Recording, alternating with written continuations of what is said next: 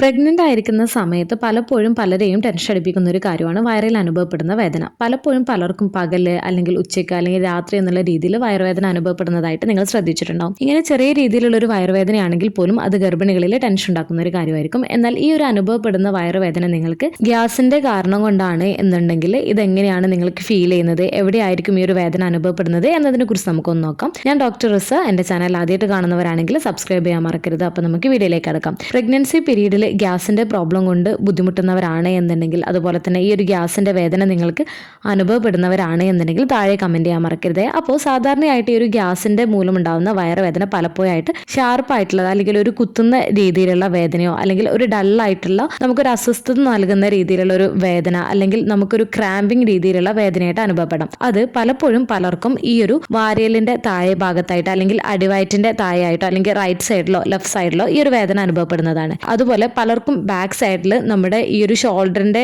താഴെ ഭാഗത്തൊക്കെ ആയിട്ടും ഈ ഒരു ഗ്യാസിന്റെ വേദന പലപ്പോഴായിട്ട് അനുഭവപ്പെടുന്നതായിട്ട് നിങ്ങൾ ശ്രദ്ധയിൽപ്പെട്ടിട്ടുണ്ടാവും. അപ്പോൾ പ്രധാനമായിട്ടും ഈ ഒരു ഗ്യാസിന്റെ വേദന സാധാരണയായിട്ട് കാണാറുള്ളത് നമ്മൾ ഭക്ഷണമൊക്കെ എന്തെങ്കിലും കഴിച്ചതിന് ശേഷമായിരിക്കും ഈ ഒരു വേദന കൂടുകയും ചെയ്യുന്നത്. അപ്പോൾ നിങ്ങൾ ഭക്ഷണം കഴിച്ചതിന് ശേഷമാണ് ഈ ഒരു വേദന കൂടുതലായിട്ട് നോട്ടീസ് ചെയ്യുന്നത് എന്നുണ്ടെങ്കിൽ അത് ഗ്യാസിന്റെ പ്രോബ്ലം കൊണ്ടുണ്ടാവുന്ന വേദനയാവാനാണ് കൂടുതൽ സാധ്യതയുള്ളത്. അതുപോലെ തന്നെ ഈ ഒരു വേദന അനുഭവപ്പെടുന്ന സമയത്ത് നമുക്ക് വയറ് നല്ല വീർത്തിരിക്കുന്ന പോലെ അല്ലെങ്കിൽ ഒരു അസ്വസ്ഥത അല്ലെങ്കിൽ ഒരു ശ്വാസം എടുക്കാനുള്ള ബുദ്ധിമുട്ടൊക്കെ ഗർഭകാലത്തിന് അവസാനത്തോടൊക്കെ അടുക്കുന്ന സമയത്ത് നിങ്ങൾക്ക് അനുഭവപ്പെട്ടേക്കാം. അതുപോലെ തന്നെ ഈ ഒരു ഗ്യാസിന്റെ പ്രോബ്ലംസ് ഗർഭിണികളിൽ കൂടുതലും കാണാറുള്ളത് സെക്കൻഡ് ട്രൈമസ്റ്ററിലാണ്. ഏത് സമയത്ത് വേണമെങ്കിലും ഗ്യാസിന്റെ ഇഷ്യൂസ് കാരണം പലർക്കും ഈ ഒരു വേദനയൊക്കെ അനുഭവപ്പെടുന്നത് സാധാരണമാണ്. അപ്പോൾ മിക്കപ്പോഴും ഗർഭിണികൾക്ക് ഒരു കുത്തുന്ന രീതിയിലുള്ള ഒരു വേദനയായിട്ട് തന്നെയായിരിക്കും ഈ ഒരു ഗ്യാസിന്റെ വേദന അനുഭവപ്പെടാറുള്ളത്. പ്രധാനമായിട്ടും ഗർഭകാലത്തിന്റെ അവസാനത്തോടൊക്കെ അടുക്കുന്ന സമയത്ത് ഭക്ഷണം കഴിച്ചതിന് ശേഷം ഈ ഒരു വാരിയലിന്റെ താഴെ ഭാഗത്ത് അനുഭവപ്പെടാം. അതുപോലെ തന്നെ യൂട്രസിന്റെ ആ ഒരു പ്രഷറും കൂടെ വരുന്ന സമയത്ത് ഈ ഒരു വേദന കൂടുതലായിട്ട് അനുഭവപ്പെടുന്നതിന് ഇടയാക്കുകയും ചെയ്യുന്നതാണ്. അപ്പോൾ ഈ ഒരു വേദന സാധാരണയായിട്ട് കുറച്ച് സമയത്തേക്ക് ഈ ഒരു വേദന നീണ്ടു നിൽക്കുകയും ചെയ്തേക്കാം. പലർക്കും രാവിലേക്ക് എണീക്കുന്ന സമയത്ത് യാതൊരു തരത്തിലുള്ള ബുദ്ധിമുട്ടും കാര്യങ്ങളൊന്നും ഉണ്ടാവില്ല.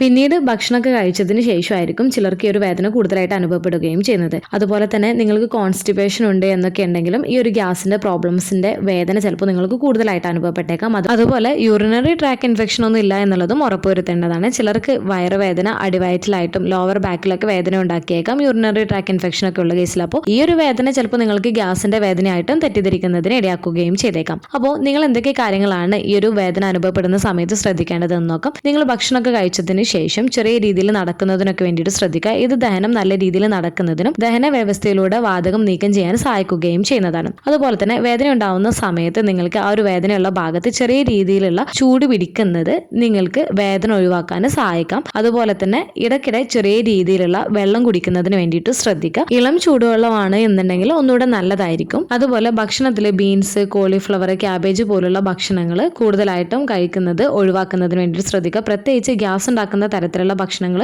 മാക്സിമം അവോയ്ഡ് ചെയ്യുന്നതിന് വേണ്ടിയിട്ട് ശ്രദ്ധിക്കുക. ഭക്ഷണം കഴിക്കുമ്പോൾ നല്ല രീതിയിൽ ചവച്ചരച്ച് കഴിക്കുന്നതിന് വേണ്ടിയിട്ട് ശ്രദ്ധിക്കുക. ഈ ഒരു സമയത്ത് നിങ്ങൾക്ക് മറ്റെന്തെങ്കിലും ഭക്ഷണങ്ങൾ കഴിച്ചത് കാരണം നിങ്ങൾക്ക് വേദന കൂടുതലായിട്ട് അനുഭവപ്പെടുന്നതായിട്ട് നിങ്ങൾ ശ്രദ്ധയിൽപ്പെടുകയാണ് എന്നുണ്ടെങ്കിൽ അവ ഒഴിവാക്കുന്നതിന് വേണ്ടിയിട്ട് ശ്രദ്ധിക്കാം. അതുപോലെ തന്നെ നിങ്ങൾ ഇടയ്ക്കിടെ കുറച്ച് ഭക്ഷണങ്ങൾ കഴിക്കുന്നതിന് വേണ്ടിയിട്ട് ശ്രദ്ധിക്കുക. നിങ്ങൾ ഒട്ടും ഭക്ഷണം കഴിക്കാതിരിക്കുന്നത്, ഒരുപാട് സമയം ഭക്ഷണം കഴിക്കാതിരിക്കുന്നതൊക്കെ നിങ്ങളിൽ ഗ്യാസിന്റെ ഇഷ്യൂസ് കൂടുതൽ ഉണ്ടാക്കുന്നതിന് കാരണമാവുന്നതാണ്.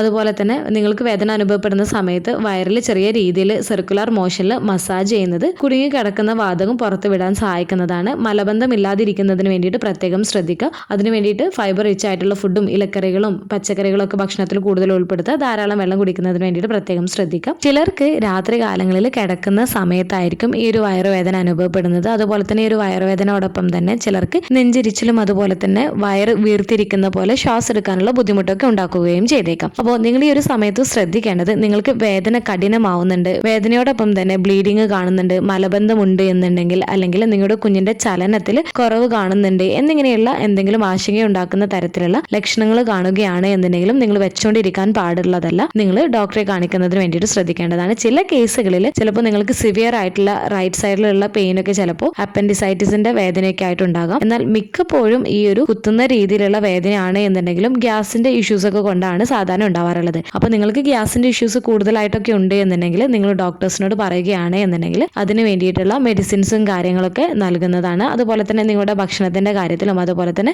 നല്ല രീതിയിൽ വെള്ളമൊക്കെ കുടിക്കുന്നതിലൊക്കെ നിങ്ങൾ ശ്രദ്ധിക്കുകയാണ് എന്നുണ്ടെങ്കിലും നിങ്ങൾ ഫിസിക്കലി ആക്റ്റീവ് ആയിരിക്കുന്നതിന് വേണ്ടിയിട്ടൊക്കെ ശ്രദ്ധിക്കുകയാണ് എന്നുണ്ടെങ്കിൽ ഒരു പരിധി വരെ ഈ ഒരു വേദനയും ബുദ്ധിമുട്ടൊക്കെ കുറയ്ക്കുന്നതിന് സഹായിക്കുകയും ചെയ്യുന്നതാണ്. ഈ ഒരു വീഡിയോ നിങ്ങൾക്ക് യൂസ്ഫുൾ ആയിട്ട് തോന്നിയിട്ടുണ്ടെങ്കിൽ മറ്റുള്ളവർക്കും കൂടെ ഷെയർ ചെയ്ത് കൊടുക്കും. എന്തെങ്കിലും ഡൗട്ടുകൾ ഉണ്ടെങ്കിൽ കമൻ്റ് ആയിട്ട് ചോദിക്കാവുന്നതാണ്. അടുത്തൊരു വീഡിയോയിൽ കാണുന്നത് വരെ ബൈ.